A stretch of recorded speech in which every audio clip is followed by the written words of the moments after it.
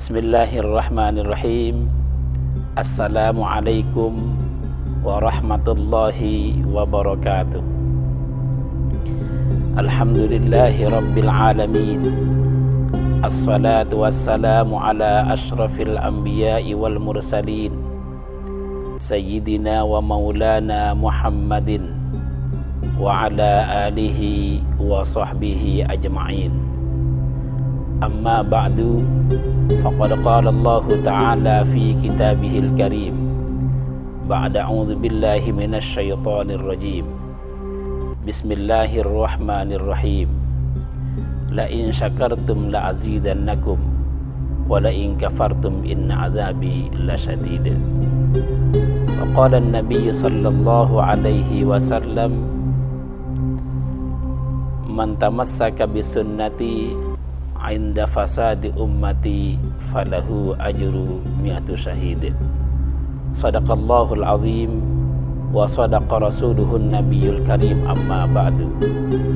Hadirin kaum muslimin di mana saja berada, wabil khusus pemirsa Masjid Al-Ikhlas yang dirahmati oleh Allah Subhanahu wa taala.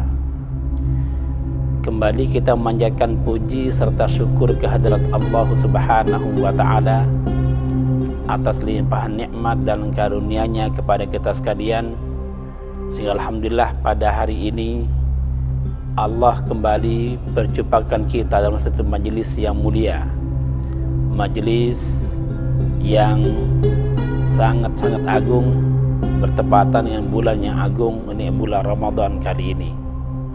Kita tahu bersama bahwa pada bulan Ramadan adalah bulan di mana Allah akan hapuskan semua noda dan dosa, dan pada bulan Ramadan Allah tingkatkan pahala dan ganjaran bagi orang-orang beriman.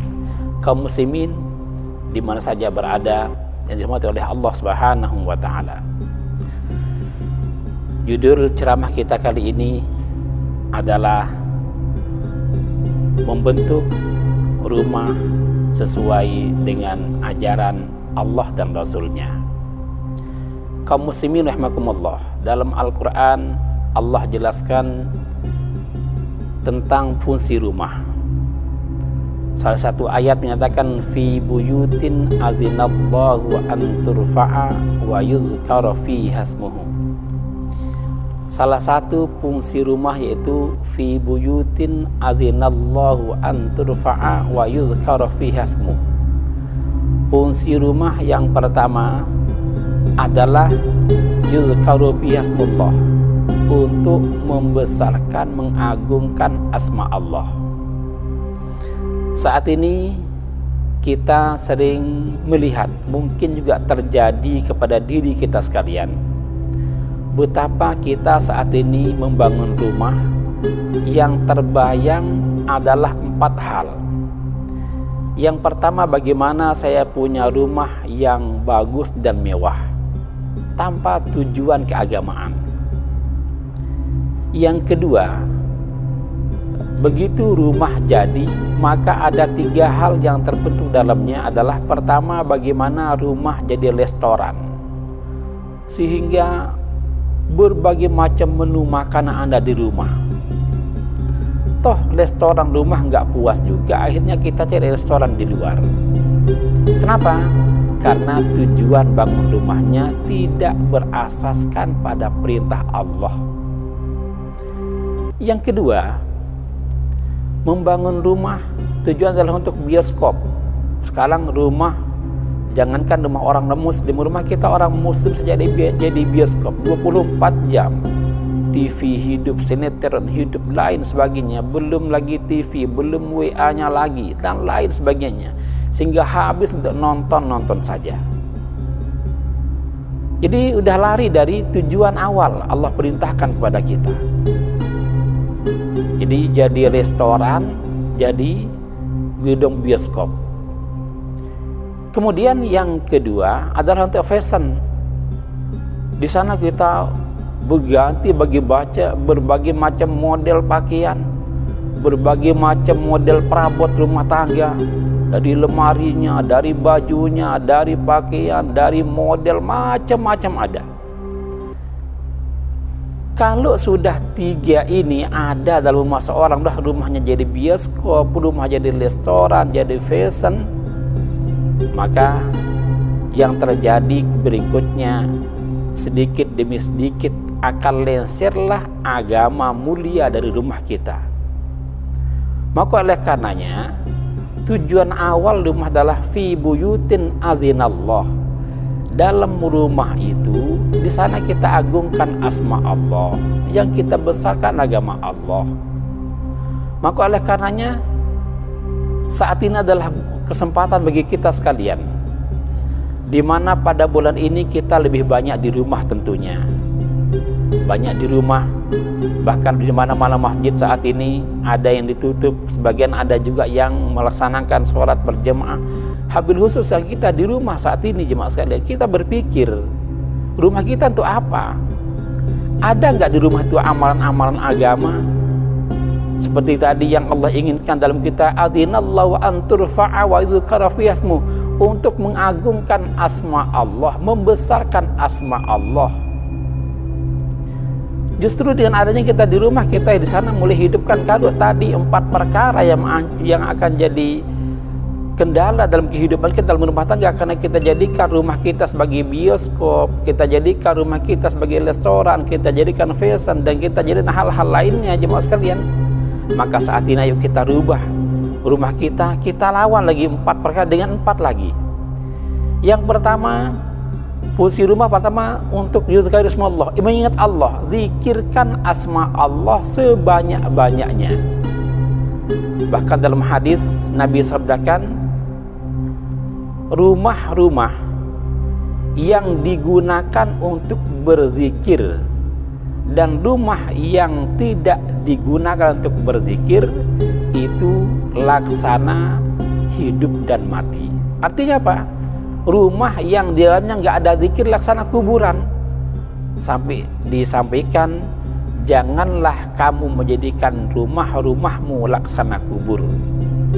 Lihatlah kuburan, bagaimanapun indahnya kuburan, mau di keramik, mau di apa, tetap saja bawaannya angker jemaah. Saat ini rumahnya bagus, rumahnya luar biasa, indah, tapi dari luar kita lihat angker, nggak ada cahaya, nggak ada nur.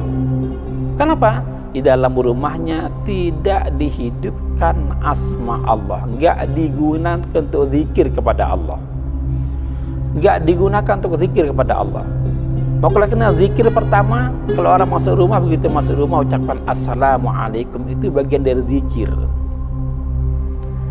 Yang kedua, begitu masuk rumah kita diajarkan baca qul huwallahu ahad minimal 3 kali. Nabi sabdakan, insya Allah kalau kamu baca itu 3 kali, begitu masuk rumah, Allah akan hilangkan semua malapetaka dan bahaya dalam rumah itu. Namun saat ini apa yang kita tanyakan jemaah? Karena sudah awalnya kita ingin jadi rumah kita restoran, begitu masuk kota pintu tanya sama istri, "Dek, masak apa hari ini?" Itu pertanyaan pertama.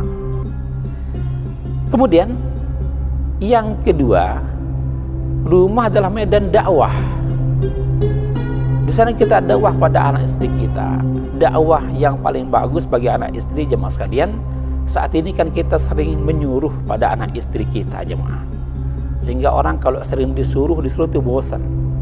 Maka untuk berdakwah anak istri kita harus tanya. Begitu kita pulang ke rumah, tanya sama anak, "Nak, sudah sholat?" Lama-lama ditanya. Nanti akhirnya anak nanti nggak enak nih kalau sholat nih, bapak tanya sama saya. Akhirnya insya Allah anak jadi rajin sholat. Pulang ke rumah tanya istri, "Dek, sudah berapa juz baca Quran hari ini?" Insya Allah nanti lama-kelamaan istri nggak enak juga tak membaca Al-Quran.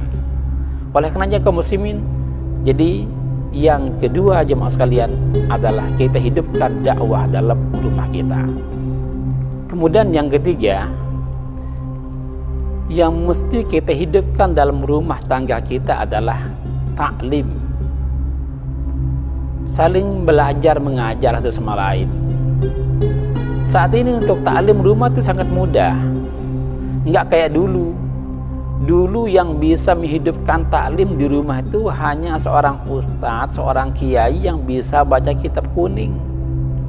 Saat ini alhamdulillah buku-buku agama sudah diterjemah, tinggal kita baca Riyadhus Shalihin. Di sana berbagai macam pasal sholat, bab sekian, puasa bab sekian, ada semuanya.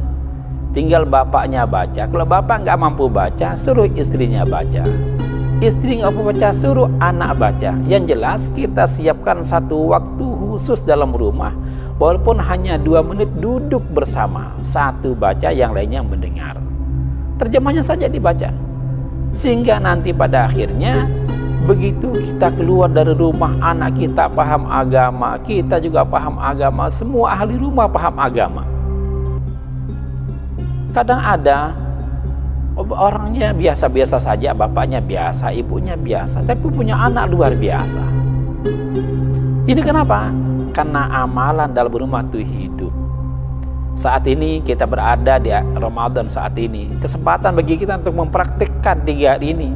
Yang pertama, ayo kita mulai bagaimana kita jadikan rumah kita zikir di sana. Kita perbanyak zikrullah dalam rumah. Yang kedua, kita banyak dakwah, ajak anak istri dengan serius bertanya.